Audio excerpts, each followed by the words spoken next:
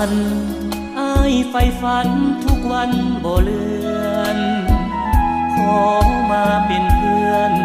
ร่วมเพลงจะได้บ่น้องบอกอ้ายจะคำงามคำเนื้อนวลขาวผ่องขอเป็นพี่น้องเที่ยวยอมยื้อได้ถามข่าวโอ้สาวเหล่างามทาบทามด้วยใจมั่นหมายขอมาเคียงกายสาวนาใสผู้ขายมากพร้าวได้ยินเขาสาว่าใจดำคือน้ำคอยสาวหักสั่งบ่เว้าเอานั่งเฝ้าสาวเจ้าห่างลาบ้านบึงไสน้องใสว่าปีเพ่งใหญ่แม่นไผได้ไปเห็นแล้วบ่อยากจากลาอยู่กลางดงดอกแดนนี้ยังมีดาราก่อนสายควรตาวันหน้าอายจะมาใหม่โอ้คงเสโดนอายคิดถึงน้องมันคงปิ้งไก่หน้าปงเหล่าเมืองคงโลดเด็ดเทิงใจโปรดจงสงสารคนไก่บ้านสายข้าอาศัย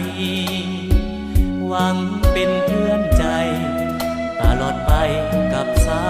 วสารวัน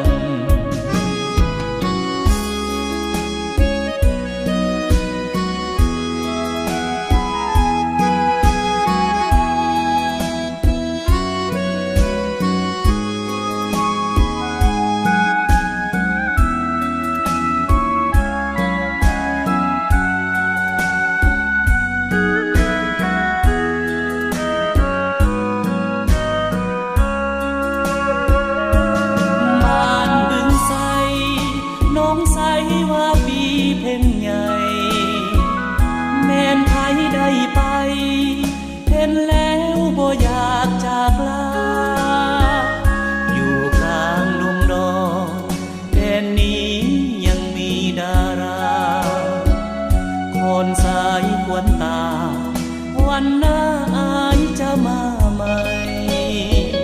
โอ้คงเสโดนอายคิดถึงน้องมันคงปิ้งไก่หน้าปงเหล่าเมืองคงโลดเด็ดเทิงใจโปรดจงสงสารคนไก่บ้านสายข้าอาศัยหวังเป็นเพื่อนใจตลอดไปกับสา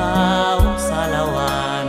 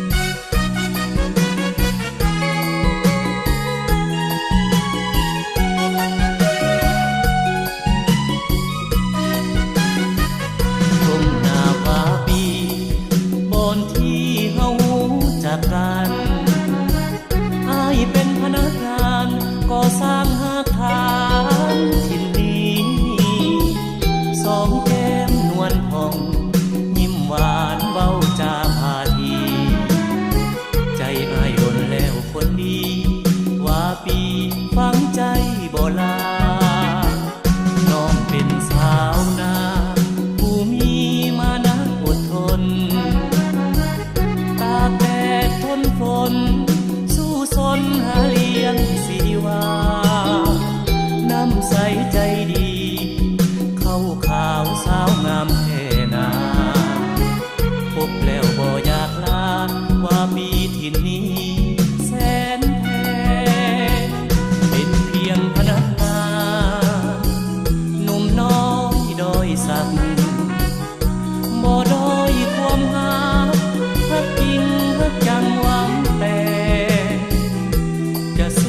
ดนาหาปลาตัวกินยามแลอายมันคนมีแหงนอนแต่หัวแรงตื่นเศร้าเอางานคงนาวาปีอยากที่สายคนบ้านไกลเงินเดือนบ่หลายแต่หัวใจเกินร้อยเกินพันเวียกงานการเมืองก็เหมือนเวียกกลางคืนกลางวันวางใจเถิดจอมขวัญคนสร้างหาทานยิ่งเกือกลีเลือ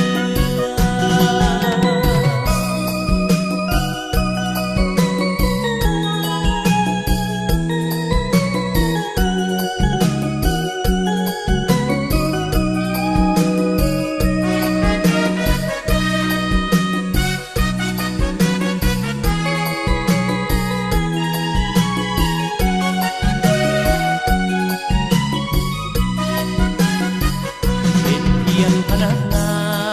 นหนุ่มน้อยด้อยสักบ่ด้อยความหาฮักจริงฮักยังหวังแต่จะสวยเฮ็ดนาหาปลาตัวกินยามแลอายมันคนมีแหงนอนแต่หัวแรงตื่นเศร้าเอางานคงนาวาปีอยากที่สายคนบ้านไกลเงินเดือนบ่หลายแต่หัวใจเกินร้อยเกินพันเวียกงานการเมืองก็เหมือนเวียกกลางคืนกลางวันวางใจเถิดจอมขวัญคนสร้างหาทานยิ่งเกือกลีเลือ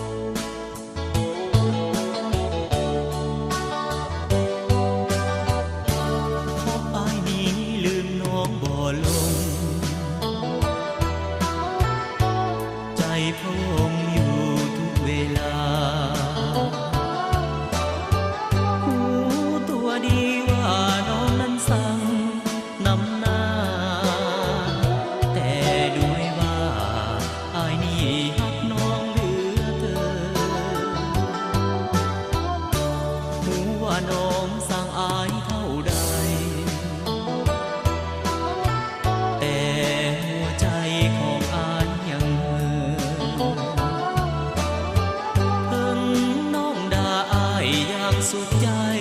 เหลือเกินเพิ่งน้องเมินอายยิ่งหักน้องขึ้นไป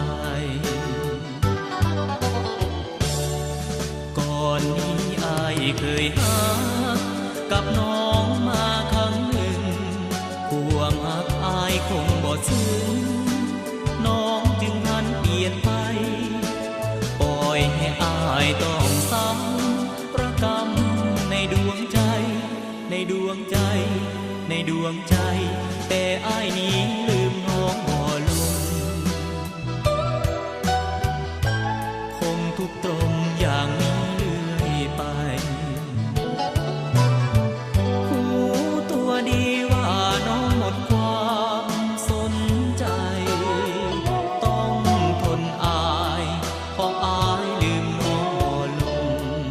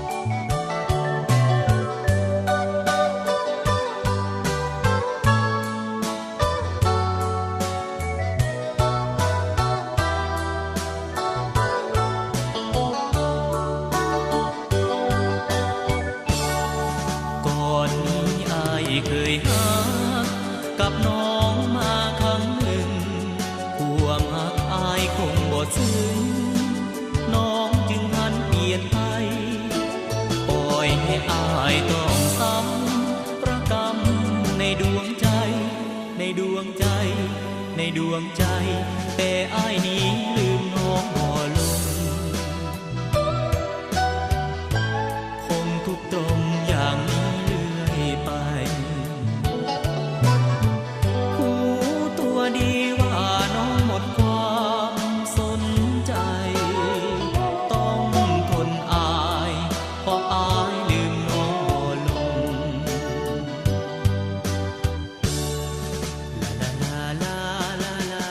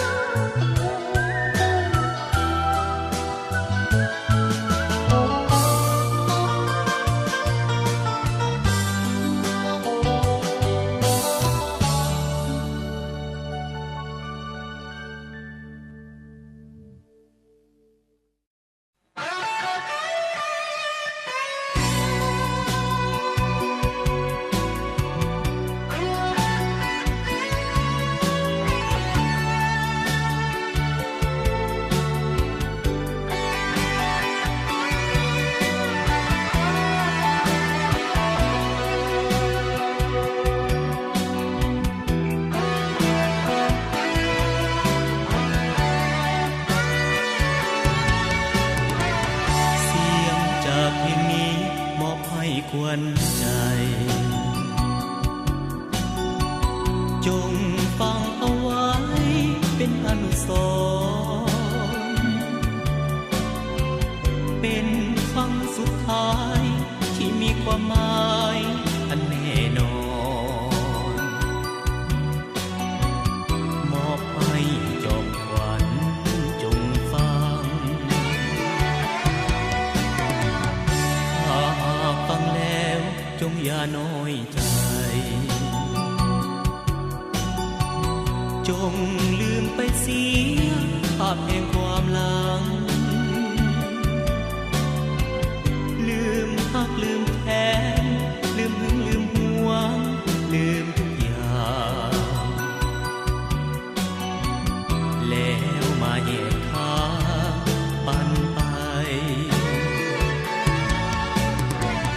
ปล่อยทางให้น้องเลือกคนหักใหม่ขอน้องจงซื่นและสุขสมใจจะอยู่ร่วมกันยิ่งนานวันยิ่งจะเบื่อหน่ายเพราะจิตใจเฮาต่างกันจงลืมไปเสียห้องนอนห้องเก่าที่สองคนเฮาว่าเป็นสวรรค์ปิดฉากเสียทีเกมฮักเกมนี้จงสิ้นกันทางใดเป็นสวรรค์จงเลือกเอา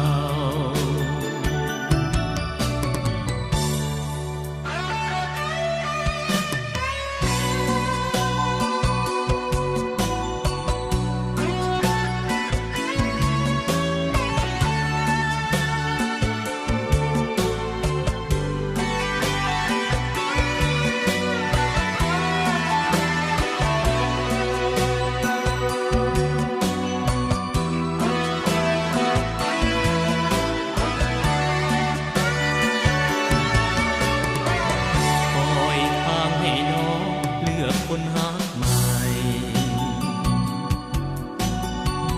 ขอน้องจงซื่นและสุขสมใจจะอยู่ร่วมกันยิ่งนานวันยิ่งจะเบื่อหน่ายเพราะจิตใจเฮาต่างกันจงลืมไปเสียห้องนอนห้องเก่าที่สองคนเฮาว่าเป็นสวรรค์ปิด สากเสียทีเกมฮักเกมนี้จงสิ้นกันทางใดเป็นสวรรค์จงเลือกเอา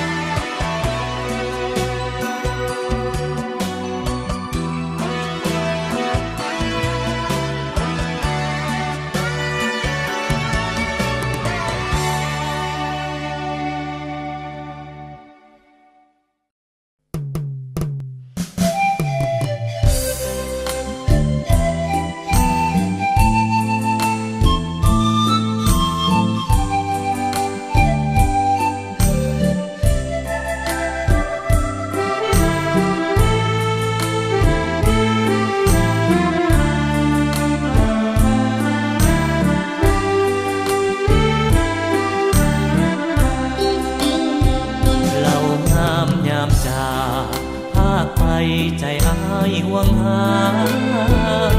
คิดถึงกันดา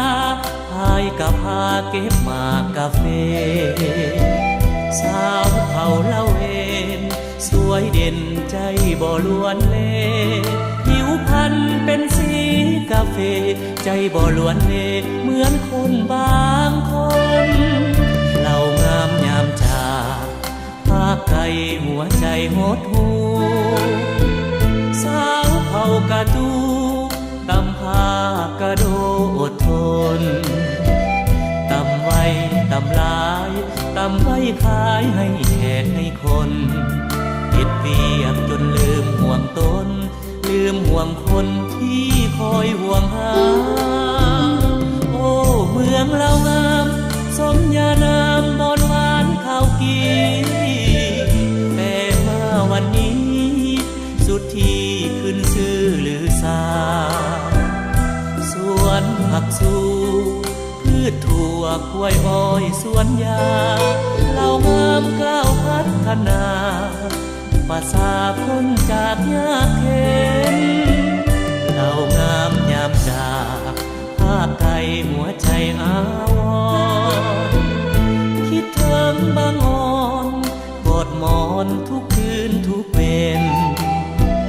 คืนแหมก็เศร้านั่งเหงาในคืนวันเพ็ญหากเจ้าบ่วายบ่เว้นอยากเห็นเจ้าจนเฒ่าแก่ตาย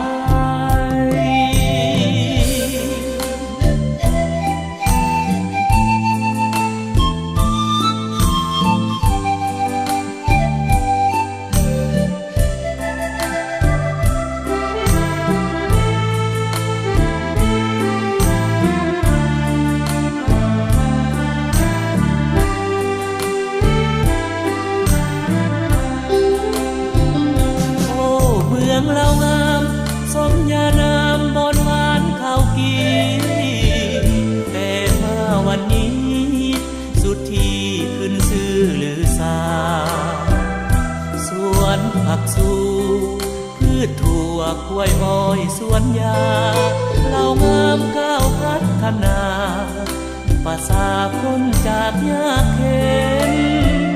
เรางามยามจาก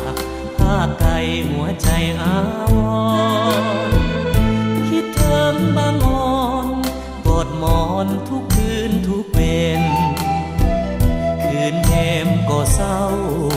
นั่งเหงาในคืนวันเพ็ญหากเจ้าบ่วายบ่เว้นอยากเห็นเจ้าจนเฒ่าแก่ตาย เ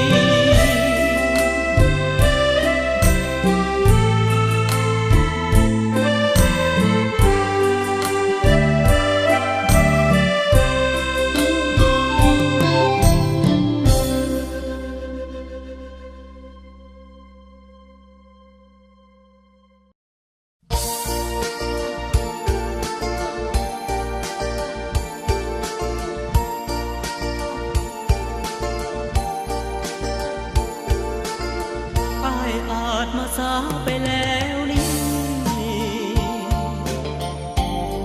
นึกดีน้องคงบ่ว่างพอให้ขอแต่อ้ายจะขออ้ายจะขอบอกกับน้องว่าใจไม้ปองประคองน้องเต็มอุราน้องอาจบ่เลี้ยงฟังฮักอ้ายสันใดอ้ายจะต้องหวังบ่ลาขอเพียงแต่น้องเพียงแต่น้องเปิดอุราให้คำสัญญาว่าจะฮักใครเหมือนกัน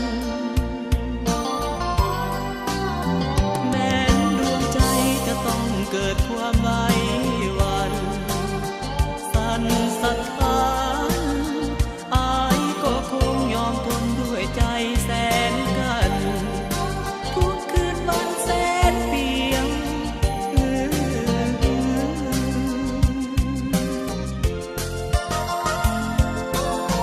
อายอาจจะฮักน้องได้แน่นหลายแฟนแสนคนบ่ต้องการจะเลี้ยงหากน้องเอ่ยฮักอ้ายจะฮักบอกขุดลีมันในฮักเดียวขอเกี่ยวฮักน้องถึงตาย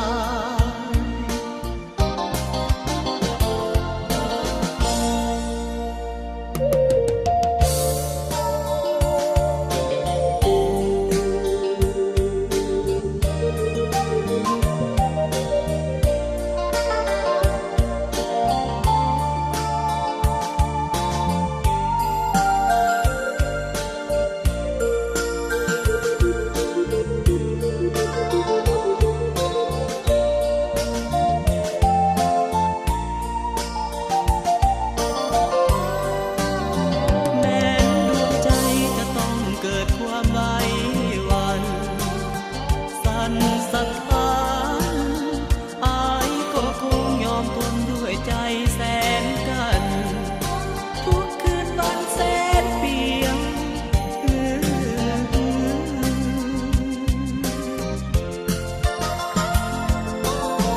อายอาจจะฮักน้องได้แน่นหลายแฟนแสนคนบ่ต้องการจะเลี้ยงหากน้องเอ่ยฮักอ้ายจะฮักบอกขุดลีมันในฮักเดียวขอเกี่ยวฮักน้องถึงตาย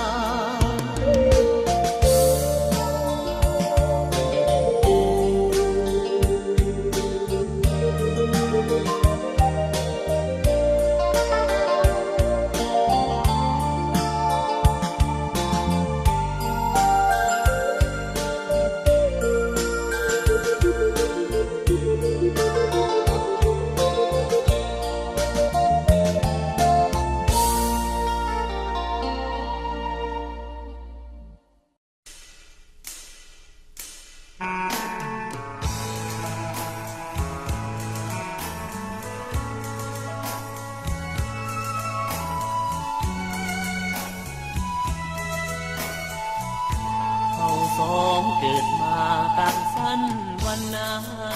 เถิงหากันจนล้นฟ้าล้นฟ้าสุธาดู ไปตามกฎเกณฑ์กำเวรลิขิตเวียนโมคนจนให้เกียรติคุณให้บุญโดยวาสนาคนอาภัพให้สับเงินคำชีวิตให้ข้าละกรรมมีกาผู้โหงโสภาคอยพบทราบใหม่ป ไปตามภาษาคนจนยอมคนก้มหน้าทั้งที่น้ำตาตกในเงินฐานะเป็นกำแพงผู้ใหญ่กันแก่ทักยิ่งแห่แตกสลายคืนหาคมลมกระทมผมคืนสวงในฟ้าดินสร้างบ่เห็นใจผู้ใหญ่ตามหานพระจรสุขเกิดดวงใจ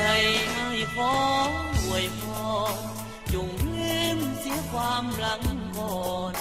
เมื่อตอนเขาเพิ่มสุขล้นบุญเฮาพอเพียงความเพียงเด็ดดอกความต้นถึงแม้นเจ็บปวดยอมทนเพราะจนอายยอมหลีกทาง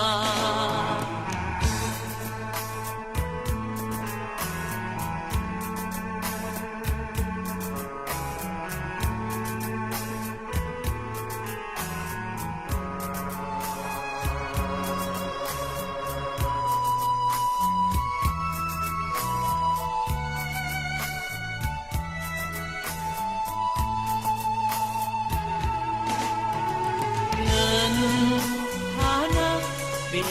กำแพงผู้ใหญ่กันแก่ทับยิ่งแห่แตกสลายคืนหาคมลมละทมผมคืนสวงในฟ้าดินสร้างบ่เห็นใจผู้ใหญ่ตามหานพระจรดวงใจให้ขออวยพรจงลืมเสียความหลังก่อนเมื่อตอนเขาเพิ่มสุขล้นบุญเฮาพอเพียงความเพียงเจ็ดดอกความต้นถึงแม้นเจ็บปวดยอมทนเพราะจนอายยอมหลีกทาง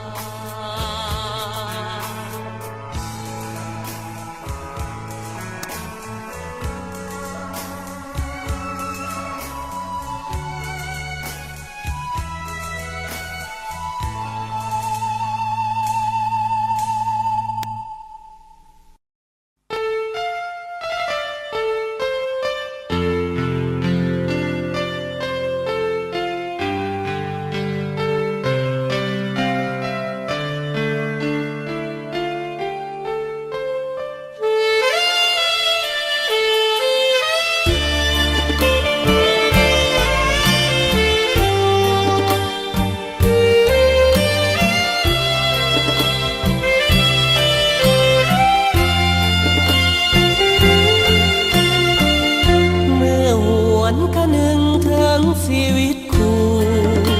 จะหาใส่มาเทียมคู่เหมือนคู่นี้อยากเต็มทนคนคืนอดสาสอกหาวิสามาใส่ตนเพื่อความหวังให้เป็นผลสอนสิตนให้สมดังใจ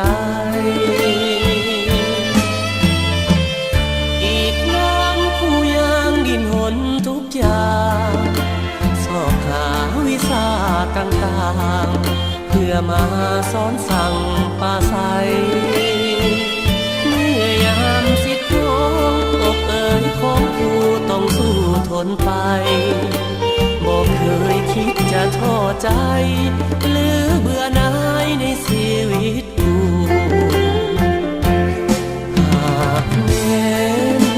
ผู้ใดที่เคยได้ผ่านชีวิตนั้นแสนดนนานปากบันเป็นหน้าอดสู้แต่ก็พอใจเลื่อมใสในชีวิตกูอุทิศจิตใจฝังอยู่เป็นคู่สู่หาวาสา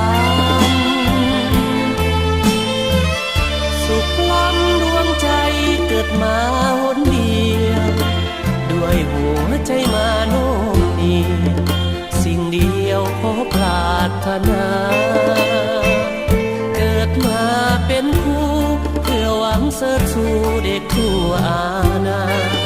ชาติใดขอปรารถนาขอเกิดมาในชีวิตคู่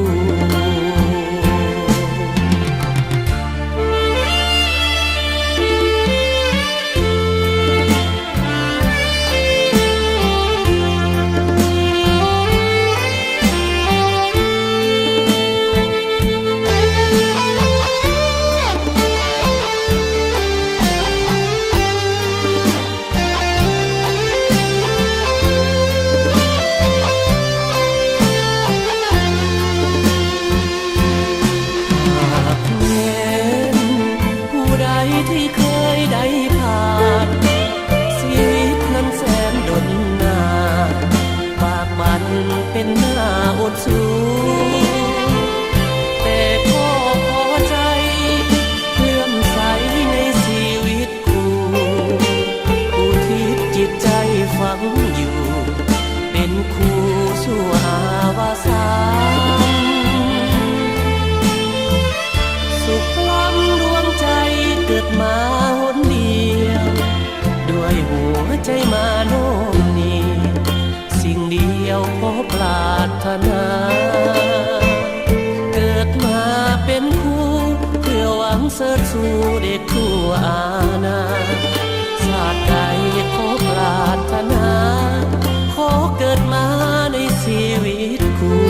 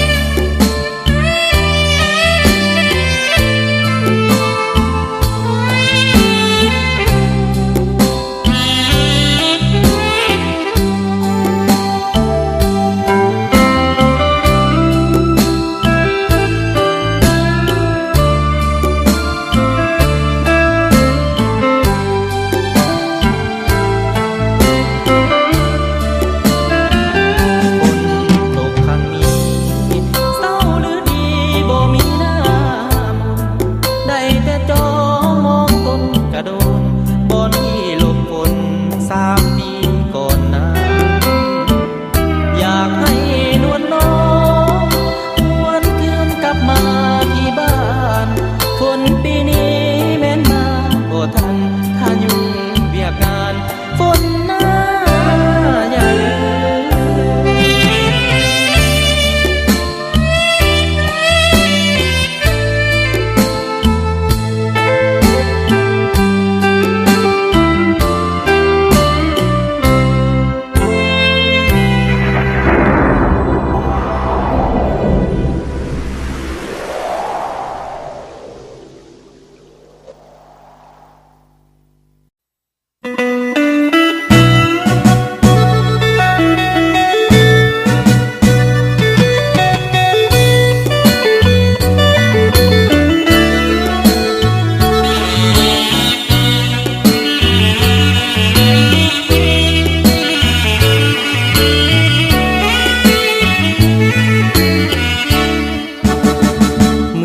ก่อนผ่านมาตอนน้องแก้วตายังน้อ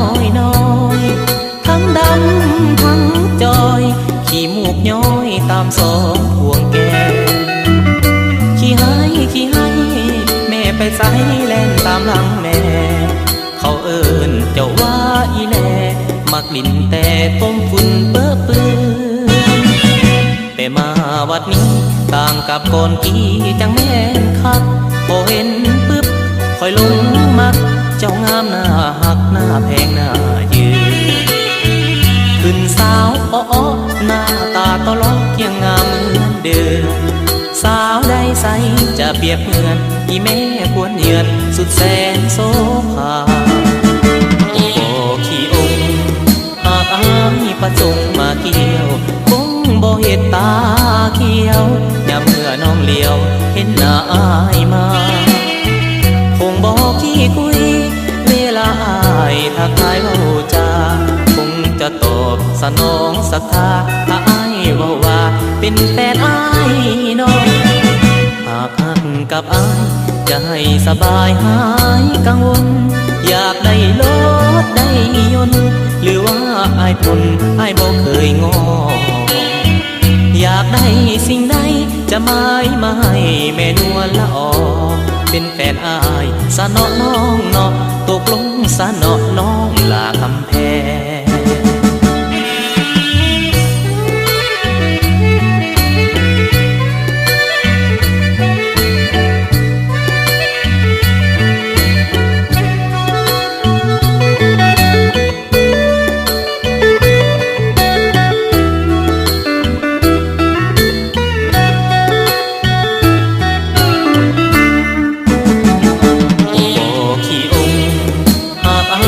ประสงค์มาเกี่ยวคงบ่เห็ดตาเขียวยามเมื่อน้องเลี้ยวเห็นหน้าอายมาคงบ่ขี้คุยเวลาอายทักทายเว้าจาคงจะตอบสนองศรัทธาถ้าอายเว้าว่าเป็นแฟนอายน้องหากหักกับอายจะให้สบายหายกังวลอยากได้รถได้ยนต์หรือว่าอายทนอายบ่เคยงออยากได้สิ่งใดจะหมายมาให้แม่นวลละออเป็นแฟนอายสะเนาะน้องเนาะตกลงสะเนาะน้องลาคำแพง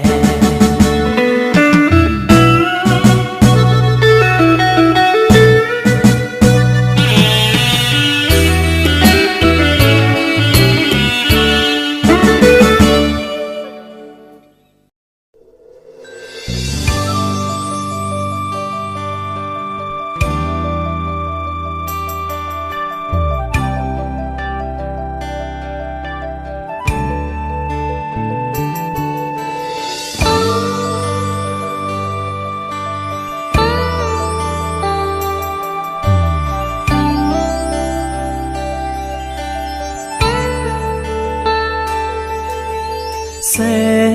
งอาทิตย์สูญดับลับโลกใจอายโศกสุดพันละนา เห็นเดือนเพ็ญขึ้นสู่หน้าผายิ่งโศกาคะหนึ่งเถิงดวงใจคิดถึงคำเคยมีน้องอยู่เคยเนบคู่นั่งสมเดือนงายสองเฮาเคยมั่นจิตมั่นใจจะห่วมตายมอบใจ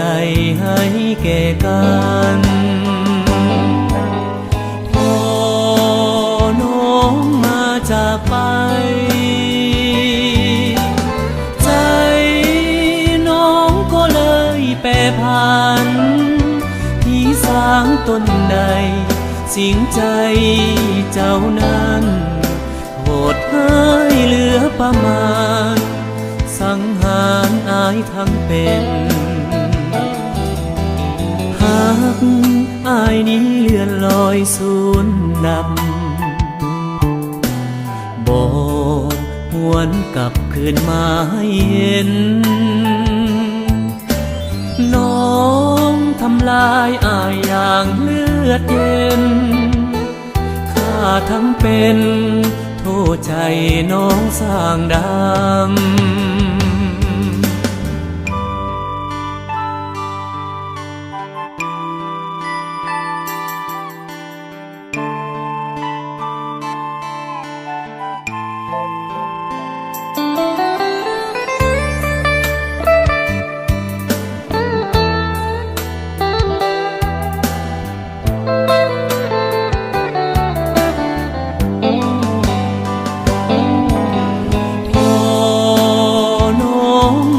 จากไป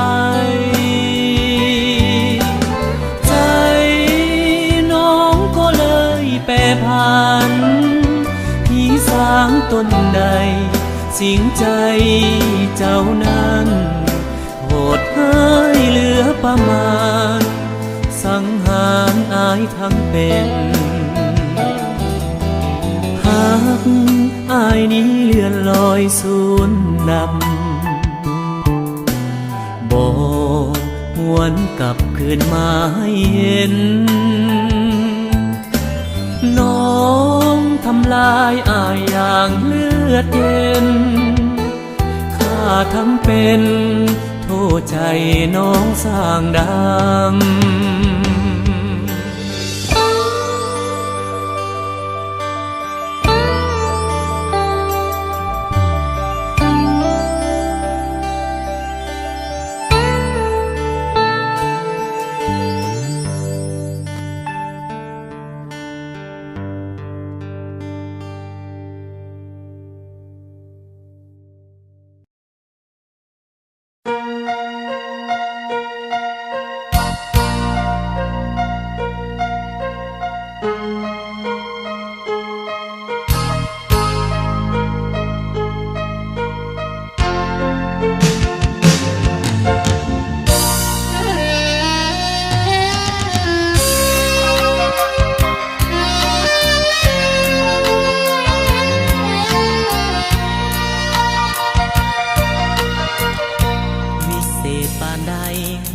ใจผู้หญิงน้องลืมทุกสิ่งเสียแล้วนั้นลืมคำว่าจาที่ให้ต่อกันลืมความสัมพันธ์ลืมกันแล้วเหลือดวงใจวิเศษปานใดหัวใจเจ้านั้นสะบันบ่ลืม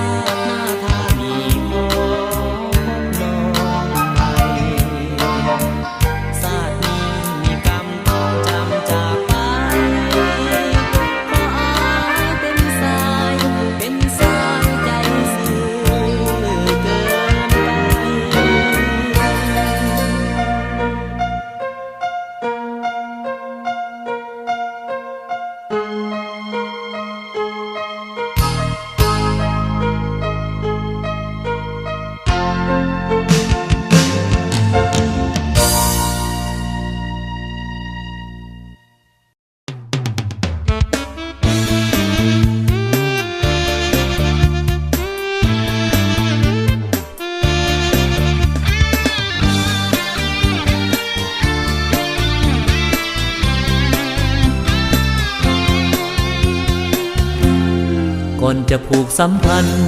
ก่อนจะเข้าใจกันมันต้องใช้เวลาก่อนจะเกิดความรักเกิดมีความศรัทธาต้องอาศัยเวลาผู้จะจิตใจกันหากด่วนเฝ้าเกินไปอาจจะเกิดเสียใจเจ็บปวดร้าวดวงมานเมื่อเขาบ่ถือสาคำสัญญาต่อกัน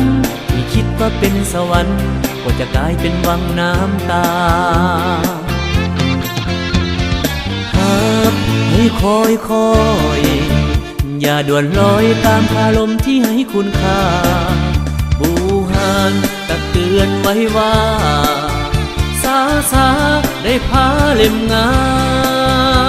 นจงคิดเครื่องให้ดีจงนับถึง7 ทีก่อนจะเผยเอ่ยคำอย่าฝืนบอกว่าอย่าฝืนใจกระทำมันจะเจ็บจะซ้ำละกำหัวใจบ่หาย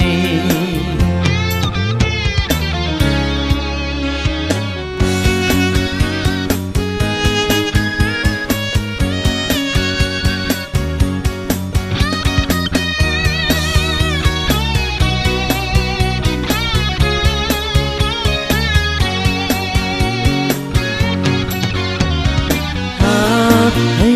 คอยอย่าด่วนลอยตามคาลมที่ให้คุณค่าบูหานตักเตือนไว้ว่าสาได้พาเล่มงานจงคิดเครื่องให้ดีจงนับถึง7 ทีก่อนจะเผยเอ่ยคำอย่าฝืนบอกว่าอย่าฝืนใจกระทำมันจะเจ็บจะซ้ำระกำหัวใจบ่หายอย่าฝืนบอกว่าอย่าฝืนใจกระทำมันจะเจ็บจะซ้ำระกำหัวใจบ่หาย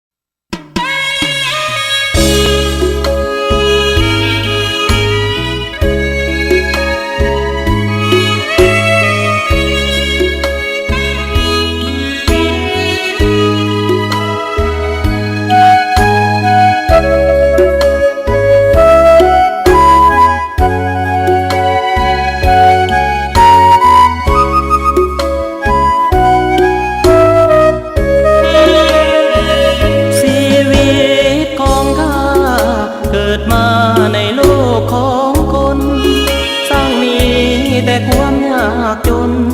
โผเบื้องบนสวรรค์ลำเอียงส่งให้ข้ามามีเพียงอาชีพขายเสียงหาเงินพอได้แต่เพียงเลี้ยงกายไปตามวันชีวิตเศร้าโศกโลกสร้างบ่ยุติธรรมเหมือนให้ข้ามาใส่กรรมตกละกรรมโศกาจาบังเพื่อนฝูงเขาเป็นนายหมอและนายทหารชวนข้าท่วงเพ่งตามหันพอได้เงินมาซื้อข้าวที่โลโอ้สตาของข้าอาภัพเหลือเกินต่างหน้าประเสริญจับไม้โห้เพลงยืนโซตาบหน้าตาบตาหาเงินซื้อข้าวกิโลแฟนเพลงท่านคิดเอ็นดูก็ให้ของควรและพวงมาลัยชีวิตศอกซ้ำยามค่ำคืนก็ต้องอดทนสาวได้เห็นใจคนจนให้หน้ามนสวยเป็นแห่งใจอย่าได้เกียรติซ้ำขอดวงของข้าพาไปเพราะว่าสวรรค์สั่งให้หากินไปตามห้องอาหาร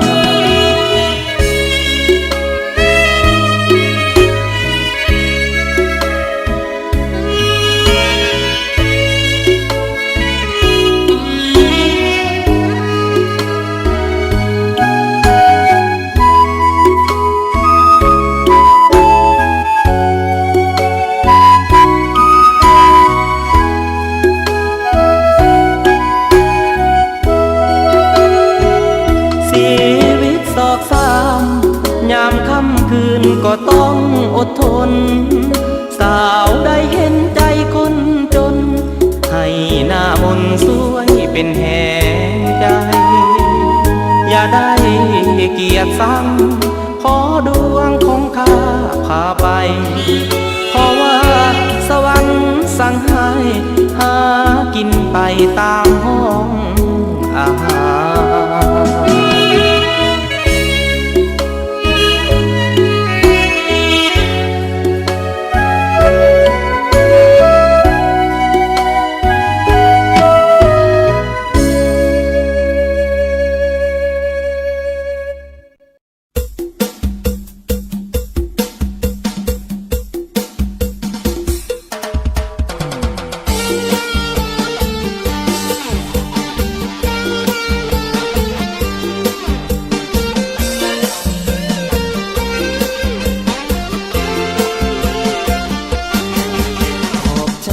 พี่น้องทุกคนมาฟังเพลงจนละครับค่าหนาแน่นขอบใจมายังแฟนๆที่อยู่ตามแดนมานานหลายปีขอบใจในความเมตตาหลายคนที่มาก็เหมือนเป็นน้องพี่ขอบใจที่เอื้ออารีพบกันคืนนี้โชคดีเหลือขนาดของควรที่ทานโยยืนมันข่าวตื่นละตั้งใจนักหนาถึงน้อยก็มีคุณค่าเอาเองก็จะได้ไฟสู่อาการอวยพรให้ทานสุขดีปีใหม่ทั้งปีให้มีใส่ทุกด้านมีชีวิตอยู่อย่างสุขสันต์สิ่งใดไม่มั่นขอให้เป็นความจริง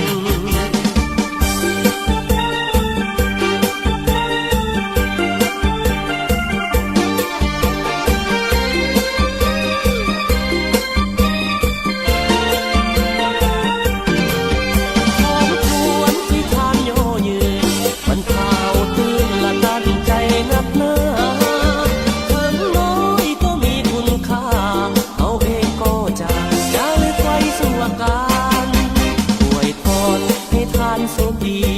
ปีใหม่ทั้งปีให้มีใส่ทุกด้าน